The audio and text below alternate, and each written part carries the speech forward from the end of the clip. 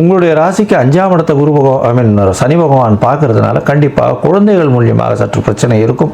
உங்களுடைய பதவி புகழ் அந்தஸ்து கௌரவத்தில் சற்று கலங்கம் வரக்கூடிய வாய்ப்பு இருக்கும். இருந்தாலும் அந்த கலங்கம் நாளடைவில் நிச்சயமாக மறைந்து செல்லக்கூடிய வாய்ப்புகள் உண்டு.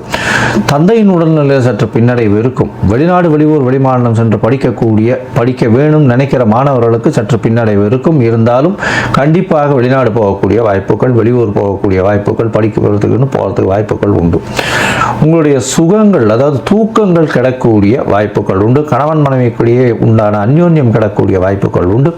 வெளிநாடு போக வேண்டிய கட்டாயம் வரக்கூடிய வாய்ப்புகள் உண்டு. ஊரை விட்டு, நாட்டை விட்டு, குடும்பத்தை விட்டு பிரிந்து செல்லக்கூடிய வாய்ப்புகள் உண்டு. அதன் மூலியமாக உங்களுக்கு தன அபிவிருத்தி வரக்கூடிய வாய்ப்பும், அதன் மூலியமாக உங்களுக்கு தொழிலில் அபிவிருத்தி வரக்கூடிய வாய்ப்பும், அதன் மூலியமாக உங்களுக்கு பெயர் புகழ் வரக்கூடிய வாய்ப்பும் இந்த காலகட்டத்தில் நிச்சயமாக வரும். சரி, ஒருவேளை உங்களுடைய தசாபுக்தி சரியில்லை, இந்த காலகட்டத்தில் உங்களுடைய பிரச்சனைகள் அதிகமாக இருக்குது அப்படின்னா சனி பகவானுக்கு பார்த்தாலேயானால் இந்த விழுப்புரம் தாண்டினீங்கன்னா கோரமேடுன்ற ஒரு இடத்து பக்கத்தில் மொரட்டாண்டின்ற ஒரு இடத்துல சனி பகவானுக்கு ஒரு பெரிய இது இருக்குது, சிலை இருக்குது. கழுகுல இருக்காருங்க. காக்காயில் தான் வாகனம்னு சொல்லுவோம், ஆனால் கழுகுல இருக்கார் அந்த இடத்துல, மொரட்டாண்டின்ற இடத்துல.